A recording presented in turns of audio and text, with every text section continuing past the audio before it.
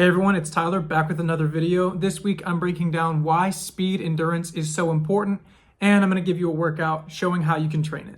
Now, a lot of you may have watched a 100 or 200 meter dash race where it looks like one person speeds up at the end and just passes everyone and flies ahead of them.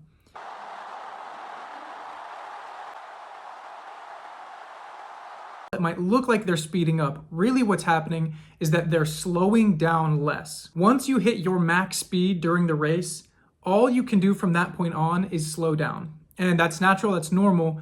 The problem is you want to try and slow down as little as possible. And just like anything else, this is a trait that we can train. This is something we can improve at, something that the body can adapt to. What we always try to find is, what are we actually training? What is the physical trait that we want to improve? And so before I get into the workout, I do want to break down some of the physiology of what speed endurance really is.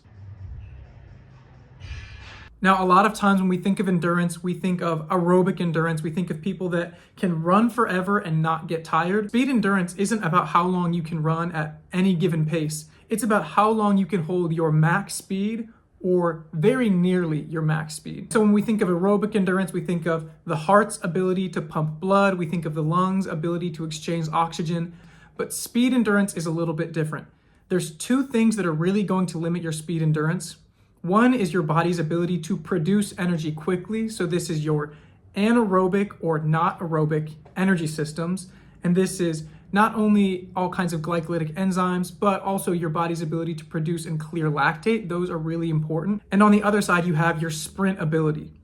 And your ability to sprint is important for two reasons. One, if you're a faster and more efficient sprinter, you're going to lose less energy because you're not going to require as much energy to hit a given pace. And the other thing that can stop your ability to maintain your top speed is your nervous system's ability to maintain such a high level of output for extended periods of time. And when it comes to energy production, your body is going to adapt in that way to anything that forces your body to produce energy quickly. So any type of high intensity exercise such as cycling, swimming, weightlifting, whatever you want to do, if it requires a lot of energy output and then you take a quick rest and do that over and over, your body's going to adapt to that kind of stimulus. So in order to do this workout, the biggest thing we need is a rep that is fast enough to be challenging speed endurance, and it also needs to have a long enough duration per rep that you're exposed to your max speed for a long amount of time. And so what that means is you want to accelerate up to your max speed and hit your max speed or very close to your max speed, and then you want to see how long you can maintain that speed. So the sample workout might look something like this. Obviously, you're going to warm up, you're going to do your drills, you're going to get ready the way that you would for any other workout. And then I like to warm up by adding in some max sprints at the beginning of the workout. And the reason for this is very simple. You want your nervous system to be ready to hit a certain speed during this workout. And if you can't even hit a certain speed for 10 meters, there's no way you're going to be able to extend that out for 80 meters. It's a very common phrase in the sprint world. You can't endure what you don't have. So we want to make sure that we're still consistently training our max speed. And this is a good way to work it in quickly with another workout. You can maybe do 2 10-meter flies, 3 minutes of rest in between, and you're golden. And when we talk about each rep of the workout, the most important thing is to accelerate smoothly. A lot of people think that to hit their top speed, they have to accelerate as hard as possible. The problem with this is that you're going to waste a lot of energy early on in your acceleration. And so the faster you accelerate, the faster you're going to come back down. So one thing I would always encourage you to do in this workout is to make sure that you're accelerating as smoothly as possible. You still are going to have to push, especially when you're getting up towards your max speed. It's going to be difficult, it's going to be high output, but you don't need to completely burn yourself out in the first 30 meters because that's not really what we're worried about. We're focused on how much time can we spend at max speed or just beneath it. When we talk about reps and sets, this is going to be dependent on the kind of athlete that you are. If you're very young, if you haven't been sprinting for a long time, 2 to 3 sets of this workout is going to be plenty because it's going to be a new stimulus. Now, if you've been running for years and years, you might need to do 4 or 5 sets, but that's still not going to be that much total volume because it's only 1 rep per set. And the reason it's only 1 rep per set is that you want full recovery in between these workouts because you're expecting a near maximum effort. So if you're going to try and achieve a very high level of output, you need a high level of rest for two reasons.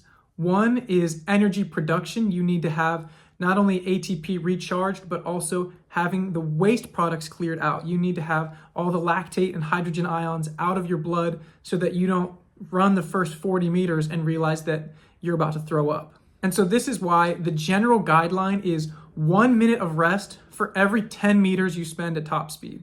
Now, because you have kind of an easier acceleration, maybe that might be a little bit shorter, but what you don't want to do is take 5 minutes for a 120 meter sprint. Because after 5 minutes, yes, your energy might be recharged, but that waste clearance is still really important. You might find yourself after 5 minutes feeling like, oh, I'm good. You get out, you hit top speed, and you're doing great. And then all of a sudden, the waste products start to build up much faster because they didn't fully clear out.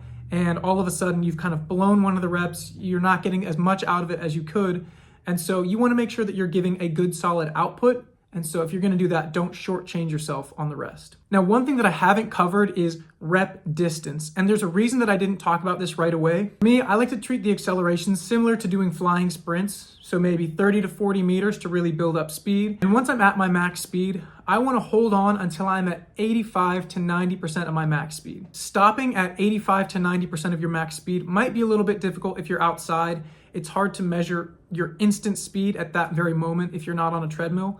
But if you have a coach, if you have teammates, if you have somebody in your workout who can say, this is the point where you really started to slow down, or if you yourself feel like, wow, I'm really getting slow, this is getting to be a grind, that's usually when I like to shut it down. I don't want to extend the rep distance so far that I'm running with bad mechanics, that I'm just beating up my body and running slow, that I end up tweaking something because I'm landing funny and I'm all over the place. You want to make sure that you're still running with good cohesive form. Even if the output starts to go down, you should still feel like you're sprinting. Once you feel you've dropped off and it's really slowing down, it might be okay to cut the rep. Your max speed and then 100 meters to 120 meters. If you're pretty advanced, you might be making it out to 150 to 180. And that's okay. It's going to depend on the kind of athlete that you are. So when we talk about how to progress this workout through the season, there are a bunch of options.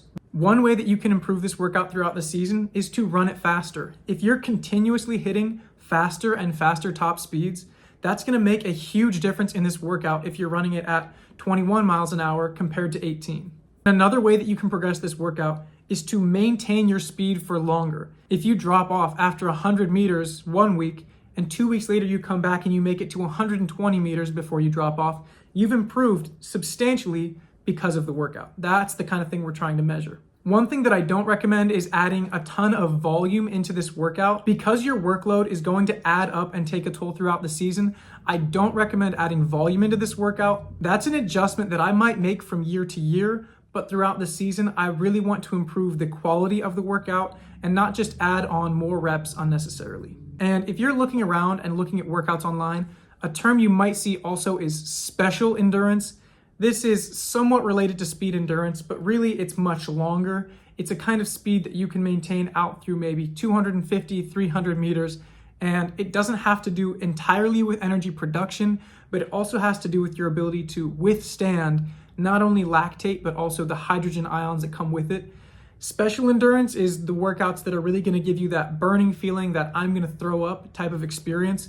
Those are more special endurance. And so if you have a 200 or 400 meter runner, you might at some point transition these workouts to be a touch slower, but you're extending them out much further. And so you're expecting less of a drop off. And so I'm going to walk you guys through how I did this workout inside on a treadmill recently because it's still very cold here. But you can do the same thing outside, and in fact, it's probably much more effective. But I want to show you guys that you can still do a workout like this when you're inside for the winter. So the first thing I did was warm up. I did some drills, and I also haven't shown these ISOs before on the channel, but that's something I like to include in my warm up.